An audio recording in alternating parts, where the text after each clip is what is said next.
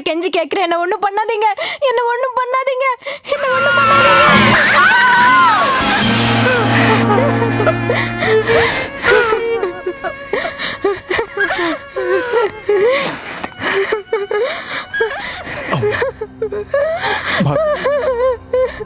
என்ன நடந்துச்சுமா?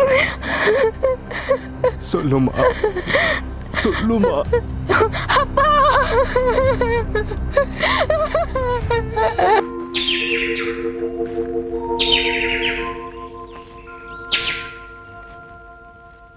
ரங்கையா, ரிப்போர்ட் கொடுத்துருக்கல, நீ எதுக்கும் கவலைப்படாது. அவங்கள நாங்க பிடிச்சி கண்டிப்பா அவங்கள நாங்க ஜெயிலுக்கு அனுப்புவோம். ரங்கையா, நம்ம மாதிரி சாதாரண மனுஷங்களுக்கு இங்க நியாயம் கிடைக்காது. இந்த போலீஸ்காரங்க பெரியவங்க மனுஷன் தான் இப்பவுமே இருப்பாங்க. பெரிய வீட்டு பசங்க என்ன பண்ணாலும் இவங்க ஒண்ணுமே செய்ய மாட்டாங்க. அப்போ நமக்கு நியாயமே கிடைக்காத கோபி பச்சா. கிடைக்கும். நம்ம மாதிரிக்கு இந்த மாதிரி சாயம் பண்றதுக்கு ஒரே ஒரு ஆள் இருக்காங்க. யார் அவரு? பரசுராம் ஐயா. பரசுராம் ஐயாவா?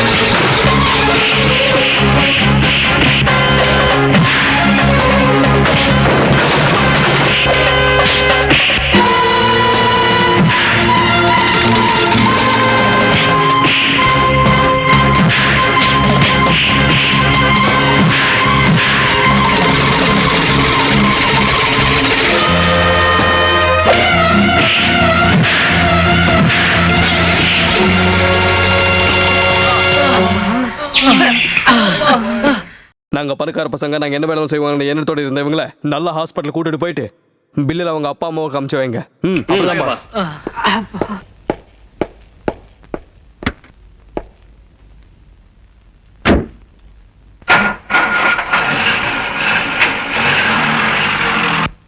என்னடா நீ சொல்றது? அந்த கோவிந்த் ஐயா இந்த மட்டன் கத்து மஸ்தான் பேச்சே கேட்க மாட்டானா? அவன் வாயிலிருந்து வர வைப்ப.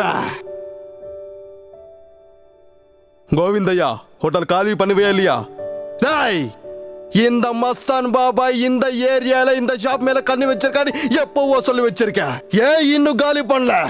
நான் என் குடும்பம் நடத்துற இந்த ஷாப் மேல ஒரு பைசா சேர்த்து வச்சு இந்த நிலத்தை வாங்கியிருக்கேன், இந்த ஷாப்பு கட்டிருக்கேன். இப்போ இதான் உனக்கு கொடுக்கணுமா?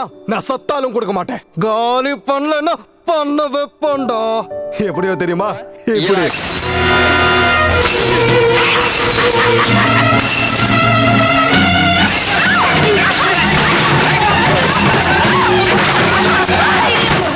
ஐயா வேணையா, ஐயா வேணையா, இப்படி பண்ணாதீங்க. ஐயா வேணையா, ஐயா மஸ்தரையா, மஸ்தரையா விட்டு சொல்லுங்க. ஐயா மஸ்தரையா ப்ளீஸ், ஐயா ப்ளீஸ், ஐயா விட்டு சொல்லுங்க.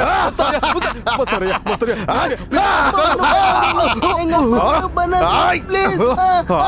விட்டுருங்க, விட்டுருங்க அப்பா, விட்டுருங்க. டேய் ஒண்ணு ஒண்ணு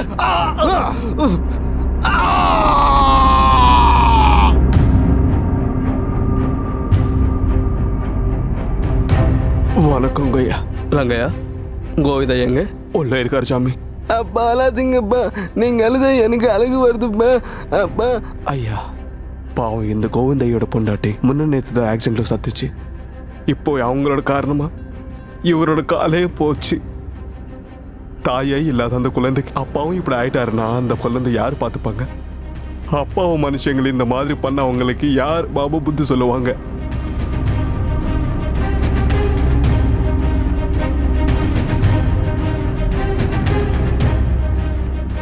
சிஸ்டர், சார் இவங்களை உடனடியாக ஆபரேஷன் தியேட்டருக்கு எடுத்துட்டு போக ஏற்பாடு பண்ணுங்க.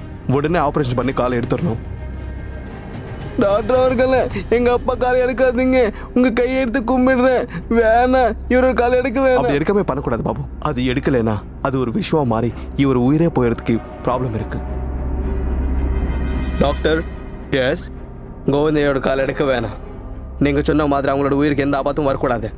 உடனே ஃபாரின் இன்டென்சிவ் சர்ஜன் டாக்டர் முகர்ஜியை கூப்பிடுங்க. வாட்?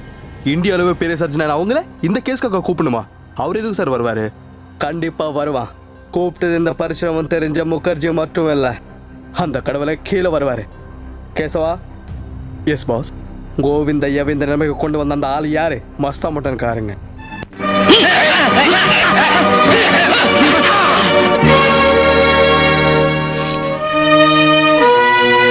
மஸ்தான், இங்க கையெழுத்து போடு. என்னது இது? அது அரசியலியோடது எல்லாமே இந்த பரிசுரம் கோர்ட்ல இருந்து வர வச்சிருக்க தர்மம் அங்கீகரிக்கப்பட்ட பத்திரம். ஆமா, அந்த சாமானிய மனுஷன கோவிந்தைய மேல உங்க ஆளுங்களோட வச்சு அவரோட கால் எடுத்து பார்த்துருக்கேன். அதையும் இல்லாம அவங்களோட ஹோட்டல் நாசம் பண்ணிருக்க, அவருக்கு துரோகம் பண்ணிருக்க. அதுக்கு உண்மையாவே உன்னை இந்த உலகத்துல இருந்து அனுப்பினாலும் பரவாயில்ல. ஆனா என் மனசாட்சி இந்த ஹோட்டல்ல இருந்து மட்டும்தான் வெளிநடப்ப போதும்னு தோணுது. என்னது என்னது? சுத்த தமிழ்ல சொன்னாலும் உனக்கு புரியலையா? இன்னி நாள்ல இருந்து இந்த ஹோட்டல் கோவிந்தைக்கு தான் சொந்தம். அப்போ நான் என்ன பண்ணணும்? அது எனக்கு தேவையில்லாத விஷயம். பாரமஸ்தான், நினைச்ச காரியம் நடக்கலன்னா நீ மனுஷங்களோட கால் கை இருக்கிறேன்னு கேள்விப்பட்டிருக்கேன். நான் நினைச்ச காரியம் நடக்கலன்னா மனுஷங்களோட உயிரை எடுப்பேன். புரிஞ்சிச்சேன்னு நினைக்கிறேன். போடு கையெழுத்து.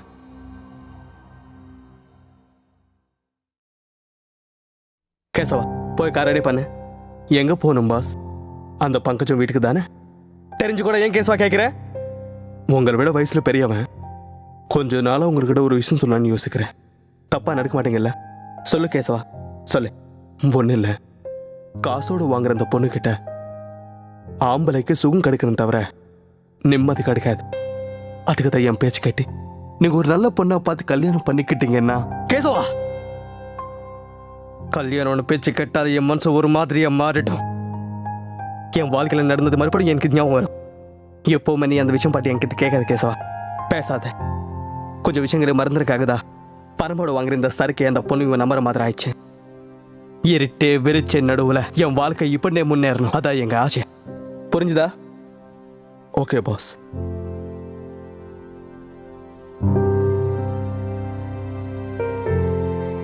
ஹலோ ராஜா. நமஸ்தே. குமார் ராஜாவோட பையன் ராஜா வெளிநாட்டுல இருந்து இந்தியாவுக்கு வந்த விஷயமா ரொம்ப கௌரவத்தோட அவங்கள வர வைக்கிறோம். ராஜா வந்ததுக்காக நாளைக்கு ஒரு பெரிய பார்ட்டியே நடக்க போகுது. டை Raja. For more updates, like, comment, subscribe to our channel.